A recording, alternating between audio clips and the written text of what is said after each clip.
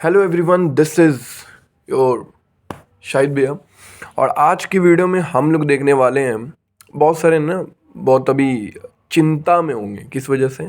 Physical education का उनका class 11th का है ना फाइनल पेपर होने वाला है, जिनको आप एनुअल एग्जामिनेशन पेपर भी बोलते हो। ठीक है, तो अगर आपने अब तक कुछ नहीं पढ़ा, ठीक है, ये एनालिसिस करने के बाद, प्रीवियस ईयर देखने के बाद कि क्या क्या आ रहे हैं क्वेश्चंस, तो सबसे पहले हम लोग देख सकते हैं यूनिट 1 टोटल 10 यूनिट में डिवाइडेड है।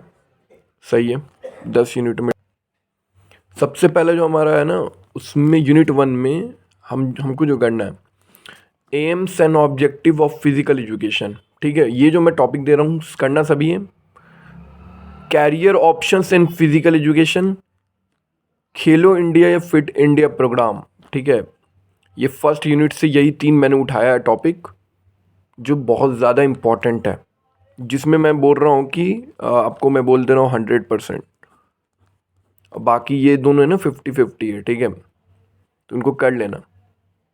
अब इतना तुम्हें करना ही पड़ेगा एग्ज़ाम में अच्छे स्कोर लाने हैं तो। यूनिट 2 में बढ़ते बढ़ते हम लोग देखेंगे कौन से हमारे जो है ना कॉन्सेप्ट हैं और या फिर टॉपिक्स आ रहे हैं। सबसे पहला आ रहा है एंशियंट ओलंपिक कॉन्सेप्ट, सेकंड है ओलंपिस कॉन्सेप्ट, थर्ड है motto flag and symbol of Olympics. ठीक है, ये आप तीनों कर सकते हो, है ना, यूनिट 2 में। थर्ड में भरेंगे हम meaning and important of yoga. Yoga का मीनिंग क्या है और उसका इम्पोर्टेंस क्या है, वो हम लोग देख लेंगे। उसके बाद है योगिक क्रियास, है ना। एंड हमारा फिर थर्ड है स्ट्रेस मैनेजमेंट थ्रू योगा। ये बहुत ज़्यादा इम्पोर्टेंट, क्योंकि अभी देख ही रहो सबको स्ट्रेस हो रहा है, तो योगा में क्या बेनिफिशियल होगा। नेक्स्ट है हमारा बढ़ते बढ़ते हम लोग पहुँचे यूनिट 4 में। यूनिट 4 में जो इम्पोर्टेंट टॉपिक्स है meaning and types of disability, उसके बाद difference between disability and disorder, aims and objective of adaptive physical education, उसके बाद role of physical education teacher. ये थर्ड और फोर्थ है ना, करके ही जाना। बाकी ये सब 1-2 भी करना ही है, बट थर्ड फोर्थ करके ही जाना। नेक्स्ट हम लोग बढ़ते हुए हमारे इसी में एक और टॉपिक है एनी 3 डिसेबिलिटी एडिक्वेट। मैं इसको 50% रख रहा हूँ, मे भी पेपर में आ जाए, आया है, छोड़ नहीं सकते हम लोग, है ना। चैप्टर 5 यानी या फिर यूनिट 5 बोल लीजिए। उसमें जो इम्पोर्टेंट टॉपिक्स है, पहला meaning and importance of wellness and physical fitness. ठीक है, नेक्स्ट है dimensions of physical fitness wellness, और थर्ड है हमारा प्राइस है। प्राइस जो ना, ये वाला, ये बहुत ज़्यादा, ये वाला जो है हमारा प्राइस, ये VVI बोल रहा हूँ मैं। ठीक है, 100% लिख दिया, बहुत ज़्यादा इंपॉर्टेंट है। नेक्स्ट हम लोग यूनिट 6 या फिर चैप्टर 6 बोल दीजिए, क्लासिफिकेशन ऑफ टेस्ट, बहुत ज़्यादा इंपॉर्टेंट, VVI मार्क कर रहा हूँ मैं। कॉन्सेप्ट ऑफ टेस्ट में सबसे ज़्यादा इंपॉर्टेंट है आपका why test are needed, test की ज़रूरत हमें क्यों पड़ती है। ठीक है, थर्ड है कैलकुलेशन ऑफ BMI कैलकुलेशन करने के लिए आपको एक छोटा सा शॉर्ट न्यूमेरिकल 2 मार्क्स के या फिर आपके MCQ में पूछ सकता है, मल्टीपल चॉइस क्वेश्चंस में। फोर्थ है आपका इंडोमॉर्फी, मेसोमॉर्फी और एक्टोमॉर्फी। ये भी आ रहा है पेपर में, मे बी इस साल आपके पेपर में आ जाए, तो इसको छोड़ना मत। चैप्टर 7 में हम लोग पहुँचे meaning of anatomy and physiology. ठीक है, फिजियोलॉजी और एनाटॉमी का मीनिंग क्या है।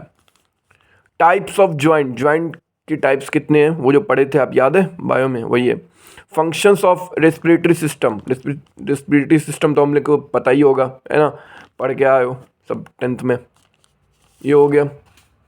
नेक्स्ट हम लोग बढ़ते हुए चैप्टर 8 में आ गए। चैप्टर 8 या यूनिट 8 कहिए, मीनिंग ऑफ, है ना, साइंसियोलॉजी एंड बायोमैकेनिक्स। ठीक है,